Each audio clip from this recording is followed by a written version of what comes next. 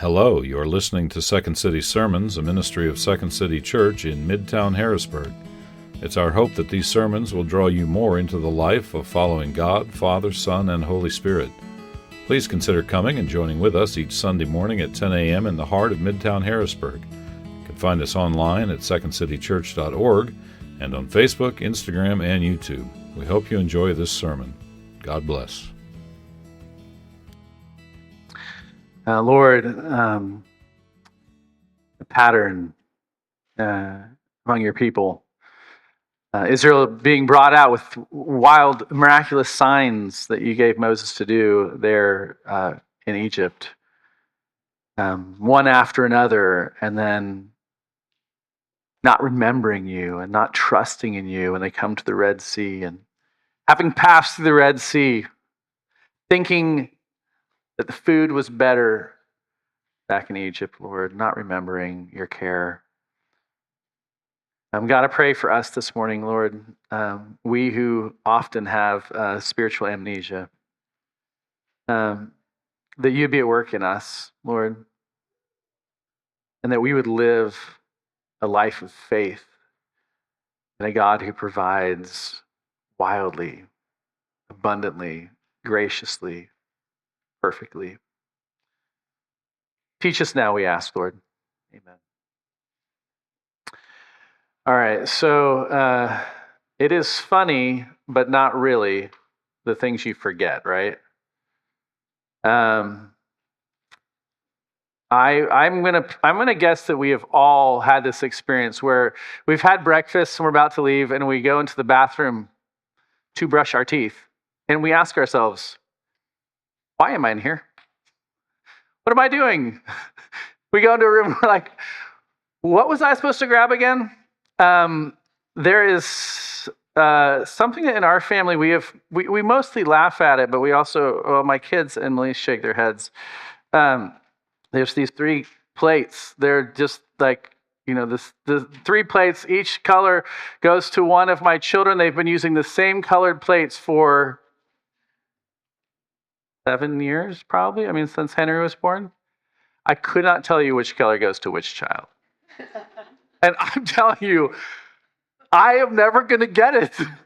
It's so ridiculous. But I can tell you, for the most part, most of the time, how my kids like their ham sandwiches. But then on Friday morning, I was making ham sandwiches for them, which I have done hundreds of times, because that is the preferred sandwich in their own household.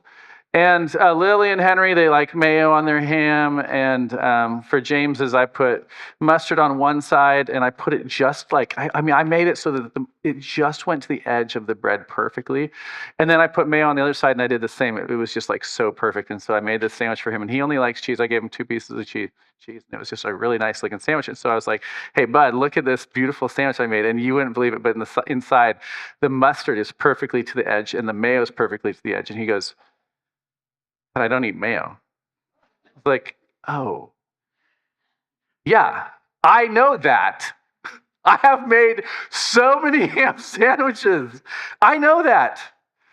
I mean, we are forgetful people.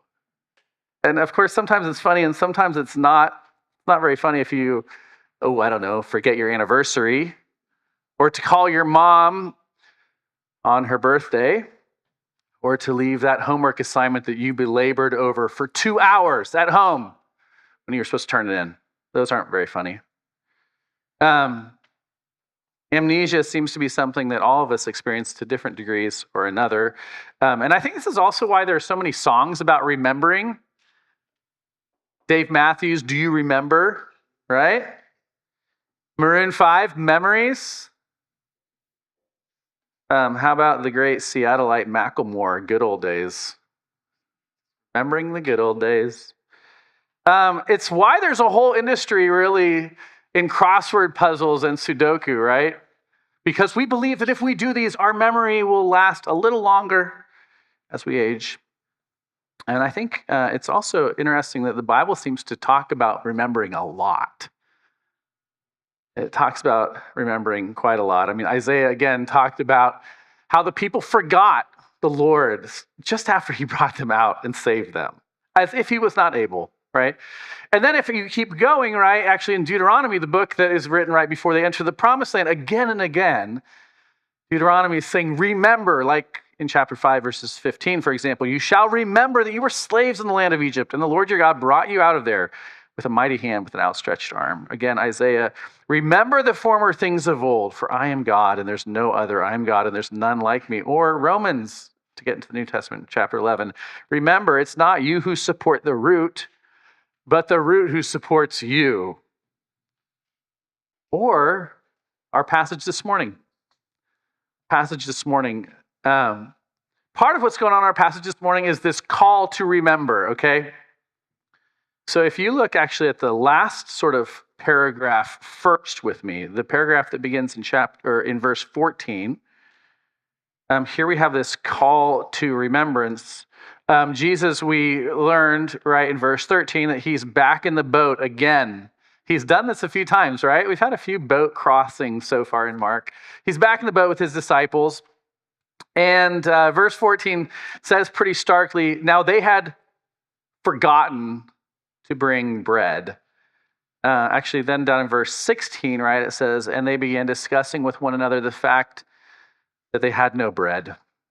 I imagine what they're doing actually is they're discussing. I wonder if it was more argumentative. Peter, you were supposed to bring the bread. John, you didn't grab it. Or maybe it was Thaddeus and Bartholomew, because we don't know anything about those guys. Maybe they were the bread keepers, right? What's going on with them? I'm thinking it was them. Whoever it was, they're in the boat, and immediately we know that they've forgotten something, right? That they've forgotten something. They've forgotten the bread there. But then Jesus asks questions, and he seems to ask question after question after question. And the last thing he leaves you with is a question, and he doesn't really kind of even get into their answers. He doesn't wait for another answer. Here's what he does, right? Why are you discussing the fact that you have no bread? Do you not yet perceive and understand? Are your hearts hardened? Having eyes, do you not see? And having ears, do you not hear? And do you not remember? When I broke the bread, the 5 loaves for the 5,000, how many baskets full of bread, broken pieces did you take up? And the 7 for 4,000, how many baskets full of broken pieces did you take up? Do you not understand? Just question after question after question after question. And don't you kind of wonder what Jesus' face looked like? I do. He had just said, watch out, beware of the leaven of the Pharisees and the leaven of Herod. So maybe there was a little bit of that parental corrective look, you know? I also like to think that maybe there was a little glint in his eye. Oh, we're back to bread. Be fun. Maybe a smile on his face in a way. Maybe a little bit of both. But what is clear is that he's wanting them to understand, to think, right?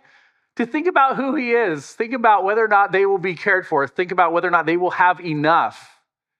Think about whether or not they can make it to the other side, as they have had some storms in the past, even there in Mark. He's calling them to remembrance. Calling them to remember maybe way back when the people were there facing the Red Sea. How are we going to get across? How are we going to live? How are we going to eat? Jesus is saying, do you not yet understand? Do you remember? We don't know that he gave them any bread there in the boat, but we do know that he's calling them to a place of trust in him, remembering who he is. And what is he calling them to remember? He's calling them to remember that he is enough, that he is sufficient, that he is the compassionate shepherd, that he cares for his sheep, that he provides perfectly the provision of God. Okay, so he's obviously doing this. He's got all these questions. He's calling them to remember, but why is he doing this, right? Why do we not remember? Why do we not remember? Verse 11, some of the Pharisees came to him, and it says they began to argue with him, which is what we're getting accustomed to with these Pharisees. It says that they sought a sign for him because they wanted to test him. Now, keep in mind that they came to him because they had probably heard of his teachings. Maybe quite a few of them had sat under his teaching. Maybe some had seen some of the miracles, but at least they'd heard of Jesus and his miracles. If they had been there, they probably would have seen, right, the blind seeing. That's the previous story that we have, right? Or the deaf hearing and the mute speaking. And maybe they saw the blind being healed and the lame walking and all that. And they knew their Old Testament well, and maybe at least they were supposed to put together that this was the kind of thing that the Messiah would do when he comes, when God would restore his people. But here's the other thing with the Pharisees, is that they saw Jesus eating with the wrong kinds of people. They saw his disciples not cleaning their hands like they wanted people to. They weren't kind of going along with the religious stuff of the day. Which is to say, in some ways, that the Pharisees are double-minded spiritually double-minded people. They knew the law of God, but they didn't have it written on their hearts. And so when God was right in front of them, they couldn't see him. And so they sought a sign. And how did Jesus respond? He doesn't respond very warmly, does he? He sighs deeply, which is, by the way, actually a little bit different of a word than what we had heard him sigh with the woman in the previous passage. He sighs deeply in his spirit and says, "Why does this generation seek a sign? Truly I tell you, no sign will be given to this generation." Now, I think that's kind of odd. Why do I think it's kind of odd? It's kind of odd because he doesn't tell them, "I'm not giving you a sign," does he? "I'm not giving this generation, like a whole age of people." And he says no sign will be given. And yet we had plenty of signs. If the three previous stories are Jesus giving signs, feeding lots of people, healing, the deaf man, healing the woman's daughter who had the unclean spirit. There's plenty of signs happening in that generation. And so what is he saying? What's he saying? I think what he's saying is, what sign is going to suffice anyway? What's going to do it for you? You're not inclined to hear anyway. What's going to do it for you? They were so caught up in their spiritual double-mindedness that there was no sign that would be sufficient for them. In fact, in Matthew's account of this story, he says that no sign will be given except the sign of Jonah. What's the sign of Jonah? Well, Jonah goes into the belly of the fish for 3 days and he comes back to life, right? It's the sign of the death and resurrection of Jesus. And he says no sign's going to be given even except that one. And how many people rejected even that one? God dying and rising to new life. And some people say, no, not for me. The way what he's saying is, what will help you remember? What sign will suffice? What sign is enough? Why do we not remember? I think in part, at least, because we are often looking for a spiritual Jesus that is sort of fashioned after our whims or the whims of our friends or whoever. And then when we come to Jesus, we're like, I don't know. I kind of want to go along with you a little ways, but maybe not that far. I like this part of your teaching and maybe not that. We're kind of spiritually double-minded a lot of times. Jesus sometimes isn't quite who we want him to be. He says things, right? Like when he spoke to that woman there up in Tyre and Sidon, that were a little bit like, oh, it's a little cringy. I don't really want to share that part with our friends. He calls his people, he calls people to himself that sometimes we kind of go, do we need to worship with those folk? Like, picture this, right? His disciples are made up in part of Matthew, who's he's a tax collector, which would have meant that he was in cahoots with the imperialists, the Romans. And then he calls Simon the Zealot, another guy that we don't really know much of anything about. I don't know why there's these silent disciples. But Simon the Zealot would have been the revolutionary trying to overthrow the imperialists. And he's like, hey, y'all, why don't you come and, sit in the pew? And even if they're like, hey, we'll sit over here and we'll sit over there. Sometimes you're looking around and you're like, I don't know about this. I don't know. Not sure about who Jesus calls to himself. He sits down, of course, and eats with the unclean that, of course, the Pharisees found offensive, but often, of course, we find sometimes offensive. We're like, do you have to have those folk? To love those people? So we go along for a little while, and then we want him to conform to our vision of what true spirituality is like, to do our bidding, to do signs for us. But I also thought that it was really interesting that what Jesus does actually in verse 15, he says, watch out, beware of the leaven of the Pharisees, but then he also says, and the leaven of Herod. And so why don't we remember? Well, partly we remember because we've got a different spiritual idea of what should be done. But I think we also have this kind of other thing. It's not just the Pharisees, it's also Herod. He also warns them about Herod. And why would they be tempted to be like Herod? Is Herod's temptation another reason why we don't remember who Jesus is, who God is for us? And I think so. Y'all think back with me about John the Baptist. Remember when John the Baptist died? It's just a few weeks ago when Jed preached. It's this close to this passage. Right there, right? It's just in chapter 6. And one of the things that we read is that Herod thought John to be a righteous and holy man. That's what it says. And it says he sought to keep him safe. That's what it says in the passage of John's beheading. Because he thought him a righteous and a holy man and sought to keep him safe until it was politically not helpful, until it messed with his image with the people that were at his party. I mean, you probably remember there in chapter 6 when Herod's brother's wife, Herodias, her daughter came and did a little risque dancing there, and Herod liked it, and he promised her, half the kingdom, up to half the kingdom, and she says, I just want John's head. And even though, again, he thought him to be righteous and holy and sought to keep him safe, Herod said, well, sure. And specifically, what Mark tells us in chapter 6 is because of his oath and his guests. Guests.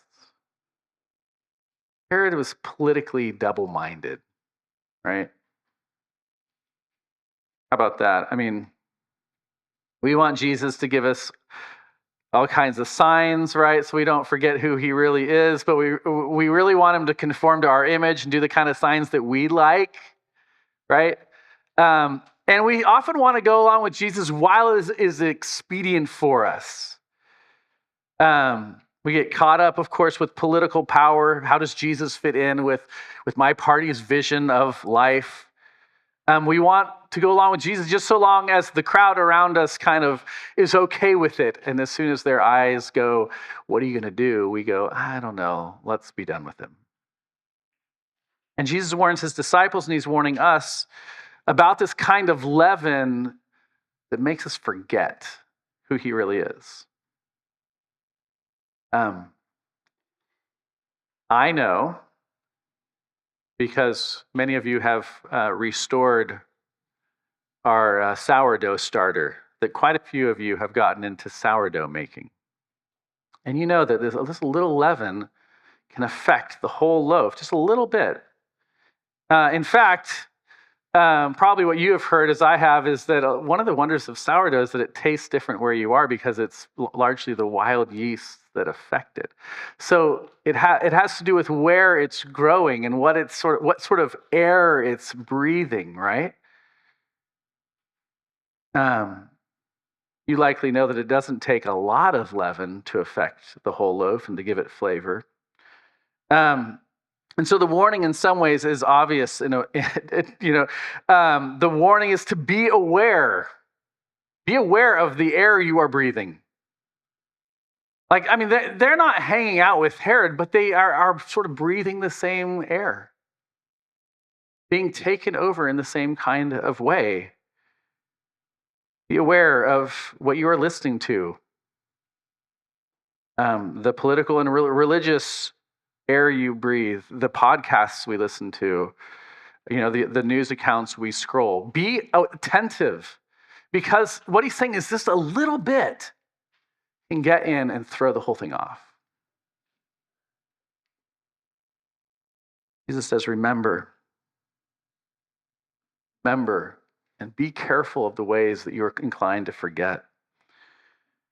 So Jesus calls us to remember. He's told us some of the reasons why we don't, because we are breathing in all this other air. But he also tells us what to remember. And I really want you to see that first paragraph of our text, okay? So the one that starts in verse 1. If I read that through, or maybe as you heard Gordon read it walking down our aisle, how many of you thought déjà vu? Anybody thinking déjà vu? A few of you, right? You're like, we just heard this story, except that one of the stories maybe got the wrong number or something.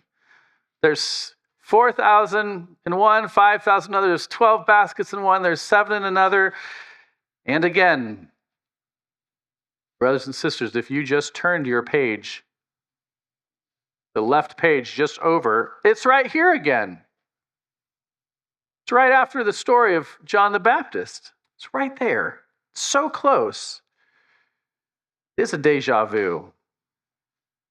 We didn't read it too long ago. We didn't consider it too long ago. If you were attentive, you notice some of the ways that John seems to actually be telling you you've heard this before. Just in chapter 6, we heard that a great crowd went to him. That's what we heard there in chapter 8, the beginning of chapter 8. One of the things that we heard in chapter 6 was that he had compassion on them. That's one of the things that we hear again in chapter 8. One of the things that we hear in chapter 6 is that it was a desolate place. That again is repeated again. This is another desolate place. There we hear the disciples wondering, how in the world are all these people going to be fed? Here we hear that. And Jesus asks them the exact same question in chapter 6 as he asks in chapter 8, which is, how many loaves do you have? So Jesus and Mark is trying to jolt their memories, right? I mean, it is intentionally almost the same text, almost the same story. So what are we to remember? What is Mark doing? Why is he telling the same thing again, right? Repetition is the key of learning. Y'all know that? Say with me. Repetition is the key of learning. Repetition is the key of learning. And Mark is doing this for us. He's saying, this is what you need to remember. And what is he saying? What is he showing us? Jesus is compassionate. Compassionate. The first in chapter 6, it says he looks out among the crowd as though they are sheep without a shepherd. Here he's compassionate. And he has spiritual compassion. Think about this, okay? Jesus has been healing. He's been traveling around. He goes up to Tyre and Sidon maybe to get a little break, and he's got this lady that comes to him while he's eating. And then he travels down, right, to the Decapolis where this story happens. And there we know that people were bringing to him the sick, and he's healing them, and he's busy. And now he's teaching for 3 days. It's Coachella, and he's the main act. He's the only act. And busying himself, and there he desires to teach because he has spiritual compassion on this crowd. Desires them to know him. He also has not just spiritual compassion, but physical compassion. Did you notice this? He doesn't want to send them away because they might faint. Just this little detail. But it's as though God is not so distant that he does not see the physical pain that you experience. and he has compassion towards it. I also want to suggest to you that he has compassion on them because he knows, actually, just like us, that they are prone to forget. And they are prone to want signs. I mean, when do we want signs from God? Oftentimes we want signs from God when we are tired, when we don't know where we're going to get our next meal, when we don't know what's going to happen in the future. Maybe when we are caring for our aging parents and they have dementia, and we say, God, are you good? Are you going to care for us? And Jesus does care for them, actually, with a sign. He does care for them in their sort of weary state by caring for them and loving them, which is also to show that he doesn't do this for the scribes and the Pharisees because they don't come with a heart that is open to what he might do. I also want to suggest to you that Mark is showing us the compassion of Jesus, that unlike the Pharisees and Herod, his compassionate heart has no bounds. It's wide, first. God's grace is really wide. They're in the Decapolis, which, again, y'all remember the map that we looked at last week?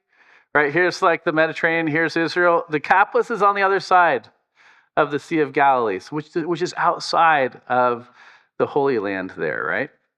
They're in the Decapolis. The feeding of the 5,000 happened within Israel. This happens outside of the land of Israel. It happens to the Gentiles. Interestingly, the word for basket in chapter 6 was a common Jewish word for basket that you'd carry stuff around. The word for basket here in chapter 8 is actually a common Gentile way of talking about the basket that you'd carry stuff around with. And Jesus says specifically that these people came from far away, which in the Bible is another way of talking about those who are outside. Which is to say that one of the things that Mark wants you to see is that God's gracious, compassionate heart is wide. Way wider than anyone at his time would expect, way wider than you would expect. The other thing, God's grace isn't just wide, but one of the things that we see actually as we look at this passage is that one of the things Mark wants us to see is that God's grace is perfect too. It's totally perfect. I think that one of the reasons why Jesus gave his disciples 12 baskets full at the end was maybe because each basket was for one of them, right? They didn't have anything. They came to Jesus empty-handed, right? He says, hey, go get them some food. And they're like, we can't do this. We don't have anything. And they find the boy. Remember, this is from the Gospel of John. John tells us there was a boy with the loaves and the fish. And so he brings them. The disciples don't come with anything. And yet God gives them more than what they need. But here, it's not 12, is it? It's 7. 7 in the Bible is this number of perfection, completeness, wholeness, perfection. God's grace is not just wide, but it's perfect. It's abundant, kind. He's compassionate. He's spiritually compassionate and physically compassionate. He is full of grace, and his grace is wide and it is perfect. That is what we are to remember. The compassion of Jesus, the care of Jesus, the kindness of Jesus, the grace of Jesus that is wide and perfect. So back to where maybe we began in the boat with the disciples. Did you notice the weird detail in that story? I mean, there's all the questions which are supposed to get your attention to and say, why is Jesus doing this? But there's a really strange detail in this that kind of commentators get hung up on. And I think understandably get hung up on. Because listen, now they had forgotten to bring bread. And they only had one loaf with them in the boat. And then verse 16, and they began discussing with one another the fact that they had no bread. It's not that Mark says, and they began discussing with one another how they're going to eat with just one loaf, and there's 13 of them. It says they have no bread, and there's one loaf there. Now, ancient Christians took this as a reference to Jesus.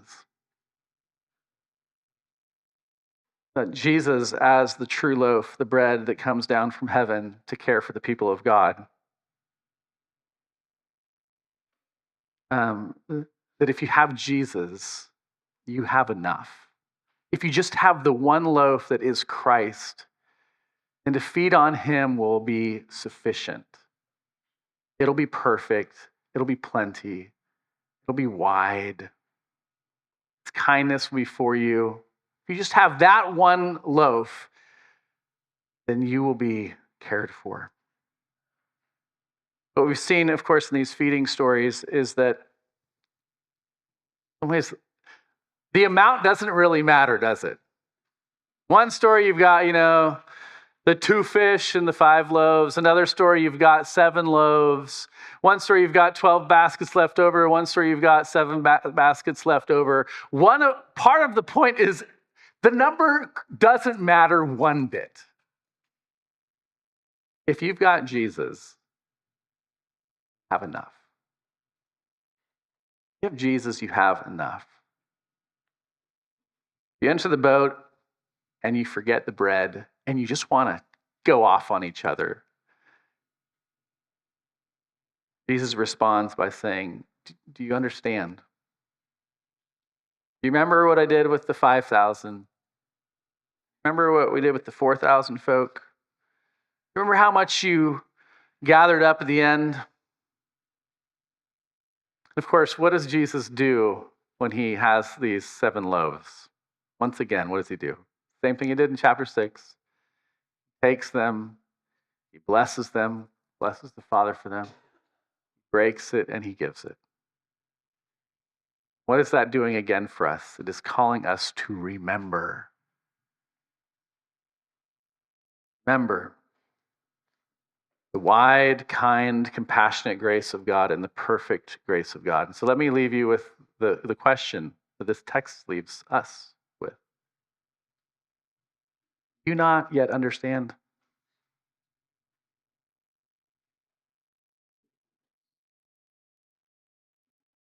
Not yet understand Jesus for you?